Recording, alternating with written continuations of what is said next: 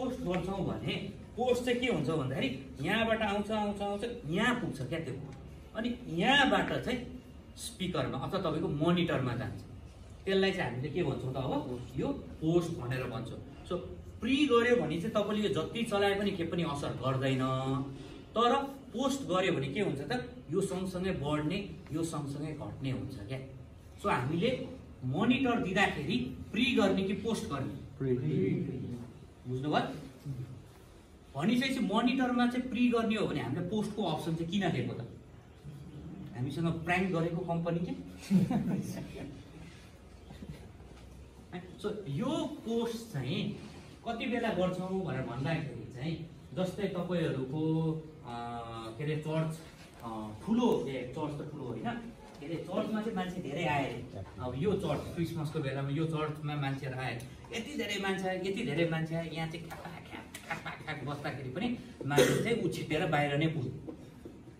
अनि अब तपाईले के गर्नुहुन्छ भन्दाखेरि चाहिँ यहाँ बाहिर यत्रो ठुलो ग्राउन्ड छ, यहाँ एउटा पण्डाल दानी बनायो अनि सबै मान्छेले त्यहाँ लगेर राख्नुहुन्छ हैन, त्यहाँ गएर राख्नुहुन्छ। त्यहाँ राखिसकेपछि अब के गर्नु पर्यो त, तपाईले साउन्डलाई पनि त त्यहाँ पुर्याउनु पर्यो हैन। साउन्डलाई त्यहाँ पुर्याउने बेलामा अब के हुन्छ, तपाईले मेनको नै लेफ्ट र राइटबाट पनि तपाईले सिग्नल त्यहाँ पठाउन सक्नुहुन्छ, नो प्रब्लम हैन। तर जस्तै यहाँ ड्रम्स छ नि त, अनि यो ड्रम्स छ यहाँ हैन, भनिसकेपछि के गर्छ भन्दाखेरि यो ड्रम्स त यहाँ मजाले बजायो भने त यो ठाउँको लागि त्यो ड्रमको आवाज त कम राख्दाखेरि पनि पुग्छ क्या, किनभने तपाईले यहाँ बसेर सुन्दै हुनुहुन्छ नि हैन। अब त्यही ड्रम चाहिँ अथवा त्यही आवाज चाहिँ बाहिर लग्नु पर्यो। तपाईले बाहिर लगिसकेपछि ड्रमको आवाज कत्रो आउँछ होला त?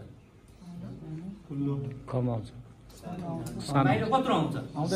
सानो आउँछ नि हैन। किन भन्दाखेरि तपाईले के रहेछ, मिक्सरमै सानो खोल्नु भएको छ नि त, त्यो त कसरी मिक्स गर्नु भएको त, तपाईले यहाँको लागि मिक्स गर्नु भएको हैन। यहाँ त ड्रम ठुलो बजिरहेको छ, त्यही भएको कारणले गर्दा ड्रमको आवाज तपाईले मिक्सरमा कम गर्नु, अनि त्यही नै साउन्ड बाहिर लग्ने बेलामा त्यो कम आवाज के हुने भयो त, त्यहाँको लागि नपुग्ने भयो।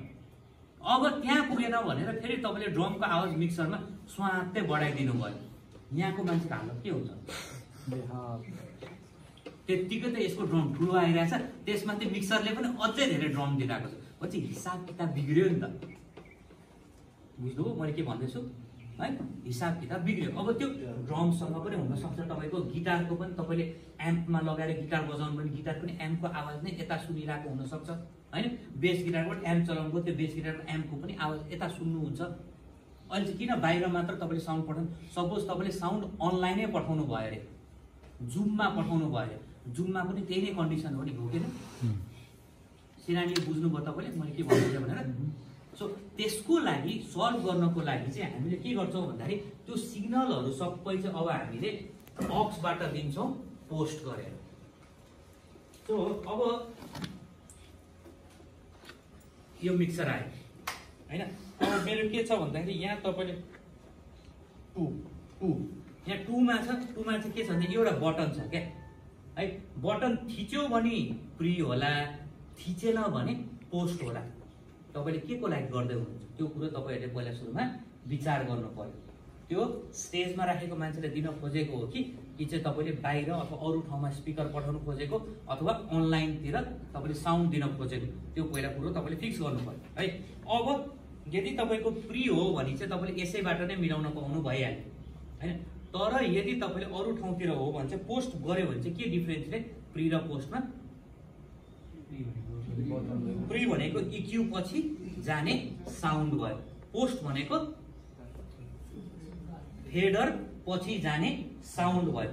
सो अब मैले के गर्छु भन्दाखेरि यो फेडरमा जस्तो आवाज छ त्यस्तै आवाज नै बाहिर जानको लागि मैले के गर्छु त, यिनीहरु सबैलाई म सपोज यहाँ पनि एउटा बार छ हेर्नुस् है, यहाँ सबै पिक्चरमा एउटा इन्डिकेसन दिएको हुन्छ क्या, यहाँ इन्डिकेसन छ क्या एउटा हो, यति राख्यो भने चाहिँ यसले के रहेछ भन्दाखेरि जस्तो माथिबाट गेन खोलेको आवाज छ त्यही नै आवाज पठाइदिने भनेर तपाईहरुले यसलाई राख्दिनु भयो। यसरी सबै बराबर राख्नु भयो नि अहिले हैन। अब यो बराबर राखिसकेपछि देखिरहेको छ पछाडिबाट